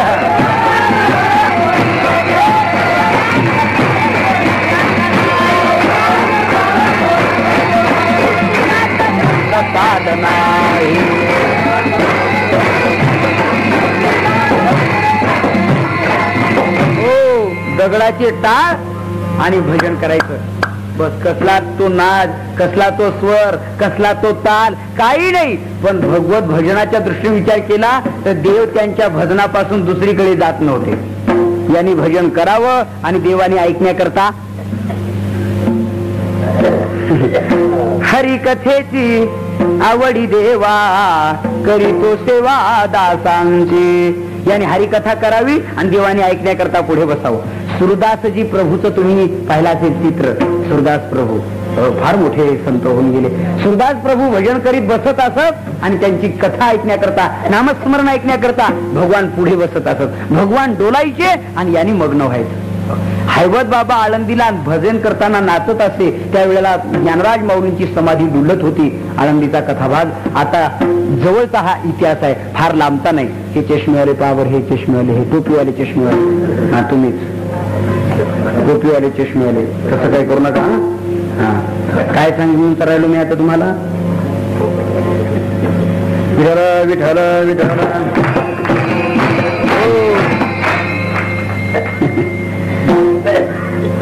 अवघडच आहे पण पाहिलं तर तसं. हैबत बाबांचं सांगत होतो मी की त्यांच्या भजनात ज्ञानोबारायांची समाधी डुलत होती म्हणून काय तिथे टाळपकवाज विनाचा समूह होता. खऱ्या भजन करणाऱ्यांना या माध्यमाची गरज नाही, परंतु आपलं तिथपर्यंत आपण पोहोचलो नाही. मग तुकाराम महाराज म्हटले याच्यासाठी तुम्हाला याची गरज आहे. नाही तर खरं भजन करायचं असेल तर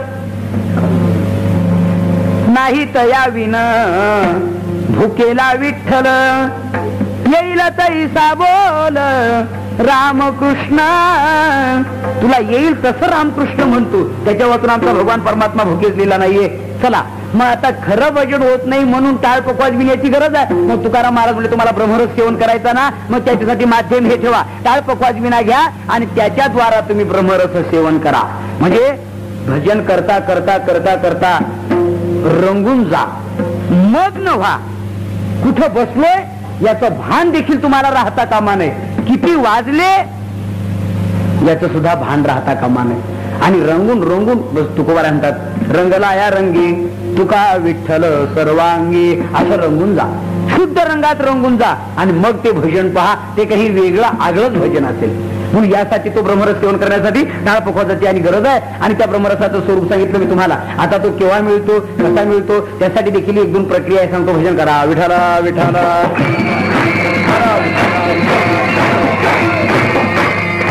हे सांगण्याचं कारण असं आहे, योग्यांनी देखील ब्रह्मरस चाखलाय, परंतु त्याच्यासाठी त्यांनी माध्यम वेगळं वापरलं. ते म्हणजे अष्टांग योग. यम नियम आसन प्राणायाम प्रत्याहार धारणा ध्यान समाधी हे 8 अंगांनी होणारा योग. आणि ती क्रिया करून त्यांनी तो ब्रह्मरस चाखलेला आहे. संत तुकोबाराय म्हणतात की तुम्हाला ब्रह्मरस चाखण्याकरता योग्यांना जे दुःख सहन करावं लागलं ते दुःख सहन न करता पण ब्रह्मरसापासून विनमुख न राहता असा एक मध्यम आणि उपाय आहे. आणि तो म्हणजे टाळ पकवाज विना आणि हे साहित्य आहे. हाती टाळ दिंडी मुखी नामगाने गजर होतो बहु मोठ्याने नाही निवडिली थोर लहाने सर्वांना हा रस चाखता येतो असं हे माध्यम आहे. हा रस आनंदाचा घोष करू हरिनामाचा कोण हा दैवाचा भाग पावे येथील.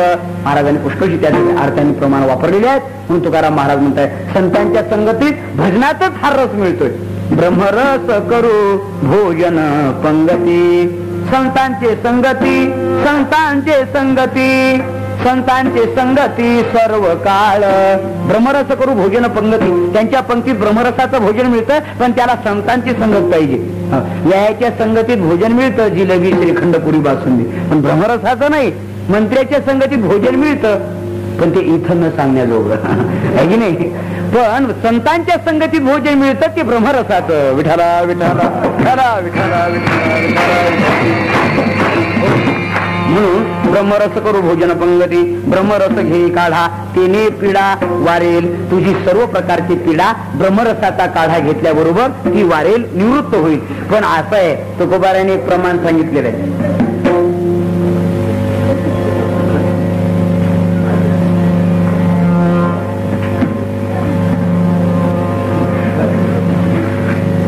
एका बाजूने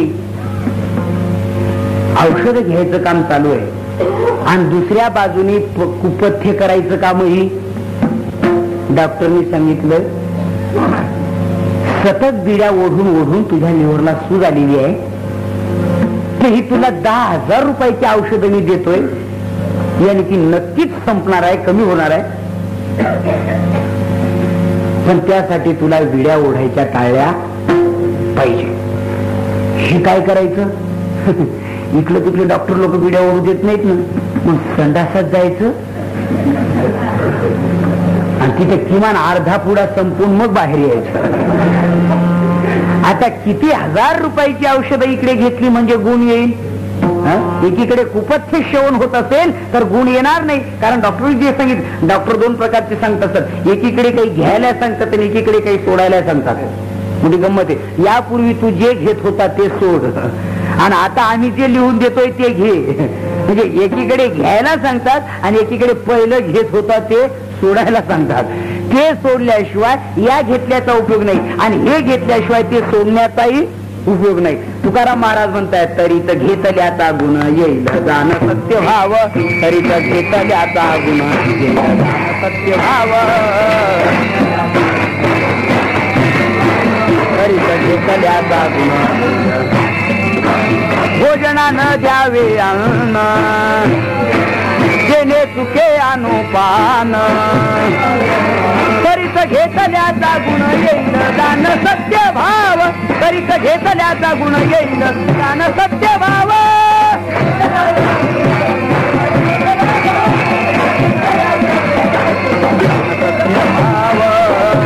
या ठिकाणी वर्णन आहे, तरीच घेतल्याचा गुण येईल दान सत्य भाव. महाराज म्हणतात घेतल्याचा गुण केव्हा येईल तर तू यापूर्वी कुपथ्य करतोय ते सोडशील तेव्हा. म्हणजे इथे पथ्य सांगतायत महाराज की तू काही पथ्य पाळलं तर त्याचा गुण येईल, कुपथ्यच करीत राहिला तर गुण येणार नाही. सोपं कळेल असं उदाहरण सांगू का?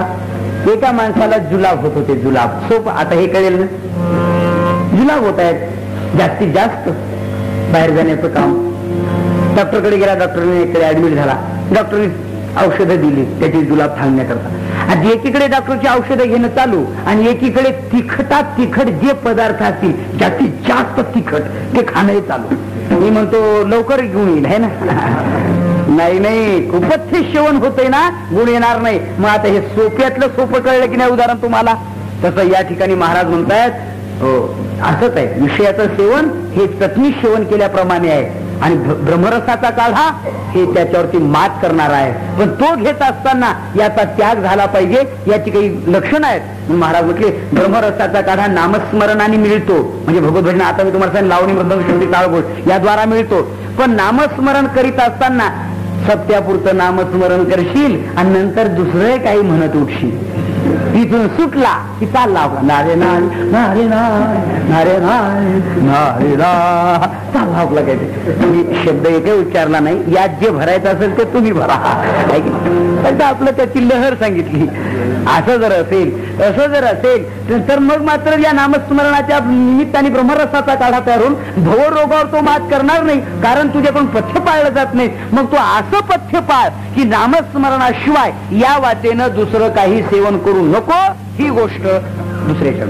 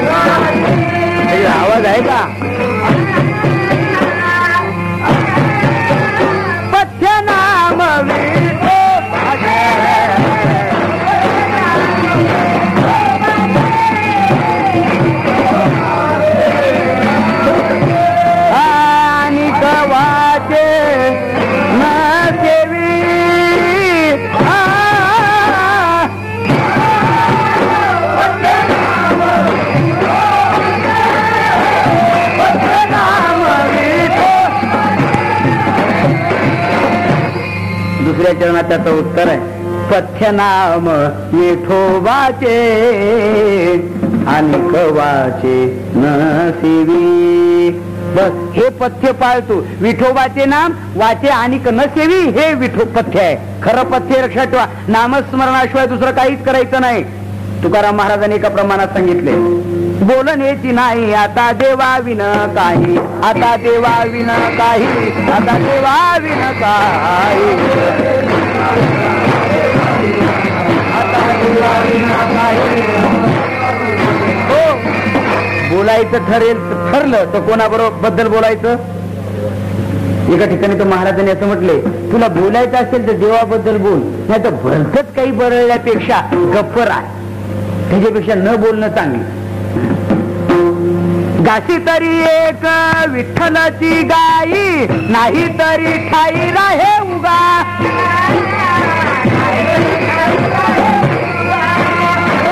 गाशी तरी एक विठ्ठलाची गाई,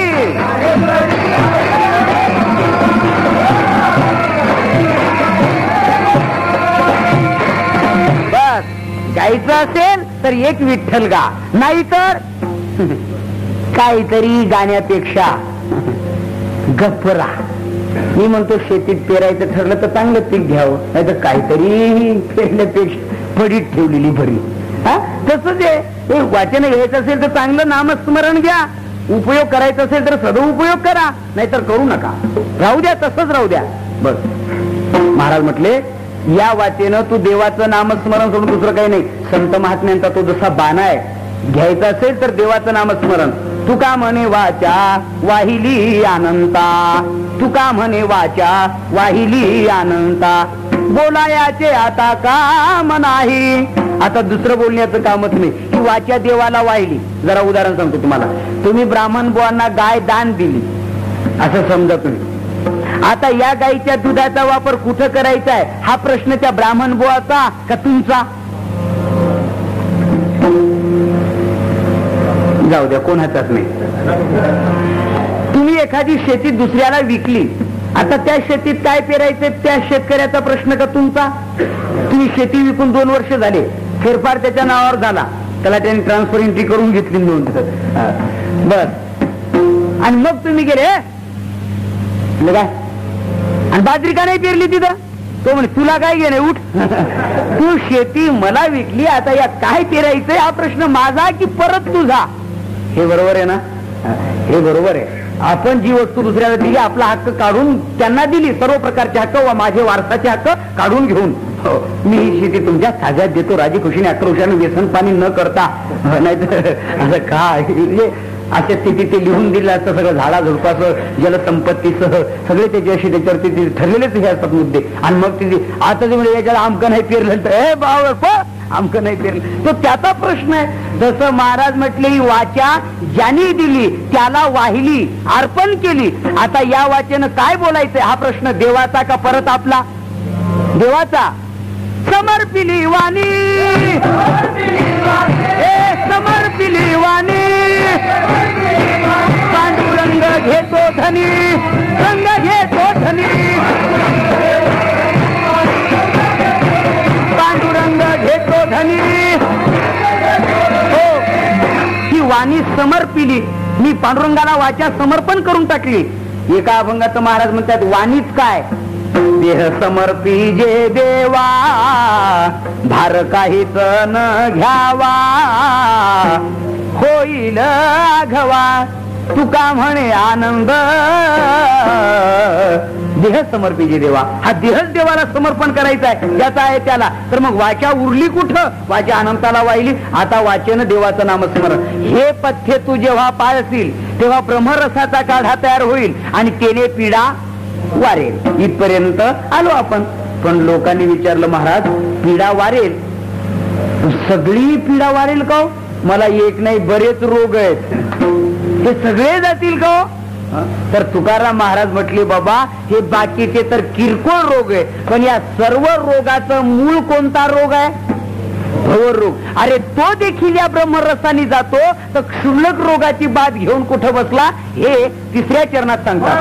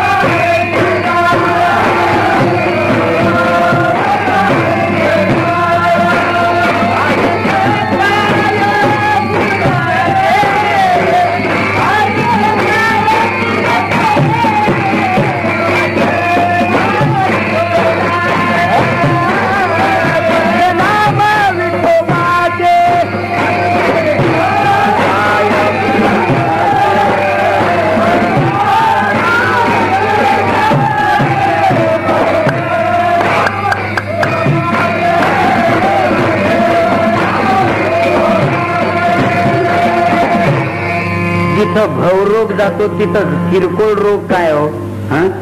नश्यती सकल आरोगा असं म्हटलेलं आहे. नश्यती सकल आरोगा, सर्व रोगाचा नाश केवळ ईश्वराचं नामस्मरण करतं. म्हणून आपल्या पूर्वजांचे बरेच अनुभव आहेत की ते डॉक्टरकडे वैद्याकडे न जाता केवळ ईश्वराच्या नामावरच विसंबून राहिले, नामाचा ध्यास केला. आपल्याला माहिती आहे हरिभक्तपरायण वैकुंठवासी आपले नागपूरचे रामचंद्र महाराज नागपूरकर तुमच्या भागात येत होते का नाही, आणि तुम्ही त्यावेळेला यात होते का नाही कोणाला माहिती का, तुम्ही त्यावेळेला कशात होते ते, पण तुम्ही ऐकून असाल किमान रामचंद्र महाराज नागपूरकर आता वाढले या 2-4 वर्षापूर्वी. तेव्हा फार मोठी योग्यता अधिकार त्यांना रोग होता, मोठा रोग त्यांना माहिती सर्वांना.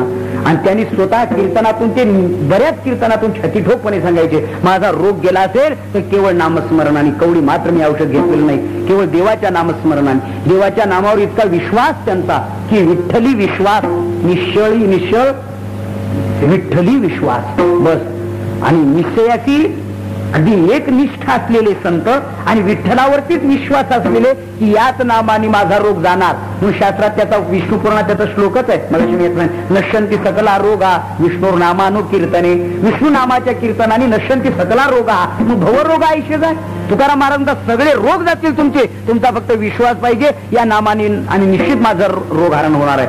असं जर नाम जप सारखा केला अंतःकरण वृत्तीतून तळमळीने तर सगळ्या प्रकारच्या रोगावरती मात करणार आमचं नामस्मरण, आमचा हा भोर हे आहे, ब्रह्मरस आहे. आणि त्यातल्या त्यात मूळ जर त्याचं कोण आहे, या सगळ्या फांद्या आहेत. खरूज झाली, टीबी झाला, त्वचारोग कुष्ठरोग झाला, पडसं आलं, डोकं दुखतं, पॅरालिसिस अटॅक आला, डायबिटीस पेशंट, कॅन्सर, ह्या सगळ्या छोट्या छोट्या फांद्या आहेत. ह्या सर्व फांद्या ज्या रोगातून उगवतात तो आहे भवरोग. हा मुख्य रोग आहे, सगळ्यांचा अधिष्ठान केंद्रबिंदू मूळ असं, त्याच्यातून याचं कार्य निर्माण होतं. आता जिथं भवरोग जातो तिथं बाकीचे रोग काय, उंटाच्या पाठवून गेलं पाणी, उंटाच्या शेळी म्हणे माहिती आहे तुम्हाला, ठीक आहे, मोठा पूर आला नदीला, उंट तिकडून अलीकडे आला. आता उंट कसा तरी आला, त्याच्या मदारीवरून पाणी गेलं उंटाच्या, पण ते बिचारा धष्टपुष्ट आला अलीकडे. शेळी म्हणे मला पण पलीकडे जायचंय, माझ्या स्तनाचे आळपण भिजतील का पलीकडे जाताना. रागे हे काही विचारणं झालं का, उंटाची उंची, शेळीची उंची, त्याच्या मदारीवरून पाणी, हिचे आळपण. आता कल्पना करा, हे म्हणणं जसं आहे ना तसं. ते आम्ही एक नेहमी विनोदाने उदाहरण सांगत असतो की बाबा या काळाच्या ओघात आतापर्यंत ब्रह्मदेवाला काळाने सोडलं नाही, विष्णूला सोडलं नाही, शंकराला सोडलं नाही, इंद्राला सोडलं नाही, चंद्राला सोडलं नाही, महेंद्राला सोडलं नाही, 88,000 ऋषी, नवग्रह, 33 कोटी देव एवढे काळाने गिळले.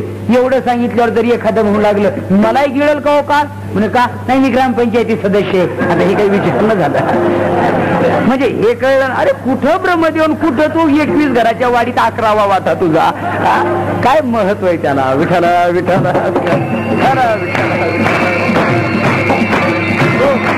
हे कशा करता, जिथं भवरोग जातो तिथे बाकीचे रोग जातात का, हा प्रश्नच विचारणं मुळात चूक आहे. म्हणून महाराज म्हटले की भवरोगा ऐसे जाय आणि काय क्षुल्लक ते. या सांगण्यात एक महत्वाची गोष्ट मामासाहेब सांगायचे म्हणतात की अशी की कोणी काही विचारो पण हे देवाशिवाय बोलतच नव्हते, त्यातलंच हे खरं कारण आहे. हे उपाय जे महाराजांनी सांगितलेत ना, जे विचारित होते त्यांना सांगितलं असं नाही, तुम्ही विचारा नाही तर नाही विचारा, यांचं सांगणं चालूच होत. बाबा तुम्हाला कोणी भारी अधिकारी त्याची हारी देईल, तुम्ही कोणी अधिकारी व्हा घ्या. मग त्याचे एक उदाहरण सांगितलं जातं. कडूस गावचे गंगाराम बुवा मवाळ तुकाराम महाराजांच्या चरित्रात आलेला भाग आहे, तुम्ही नेहमी ऐकता. कडूस गाव हे देवगावापासून जवळ आहे आणि तिथे गंगाराम बुवा मवाळ त्यांचा पूर्व जीवनाचा तुकोबारांच्या जीवनाशी आलेल्या संबंधातलं हे चरित्र आहे.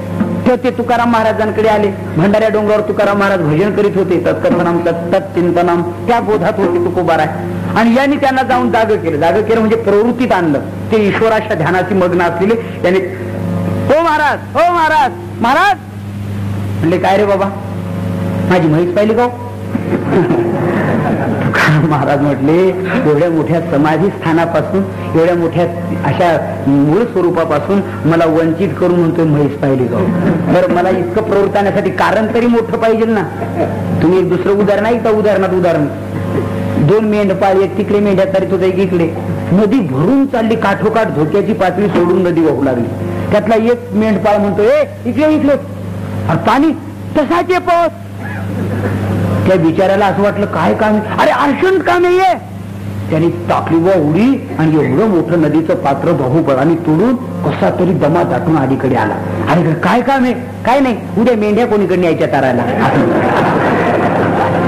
काय काम तरी काय आणि किती त्रास द्यायला दिला रे मला तू. तुला म्हणलं उद्या मेंढ्या कोणीकडे तारायला, इकडे काय इकडे, अशी स्थिती आहे. महाराज म्हटले ठीक आहे, काय म्हणणं आहे तुझं? नाही म्हटलं 8 दिवसापासून म्हशीच्या शोधात मी म्हैस हरवली. तुम्ही जरा उंच टेकडीवर दिसले बसलेले, उंच जागेवरच्या माणसाला सभोवती दिसतं, मग माझी म्हैस पाहिली का बुवा असं मी विचारलं तुम्हाला. तुकाराम महाराजांनी कपाळावर मारून घेतला, अरे मला जर म्हशी पाहायच्या होत्या तर देहू गावात काय कमी होत्या का वेड्या? आणि मला म्हशीबद्दल विचारतो. काय विचारावं याचं ज्ञान याला नाही, पण काय सांगावं याचं ज्ञान मात्र मला आहे. त्यांनी विचारलं म्हशीबद्दल आणि तुकोबारायांनी सांगितलं देवाबद्दल.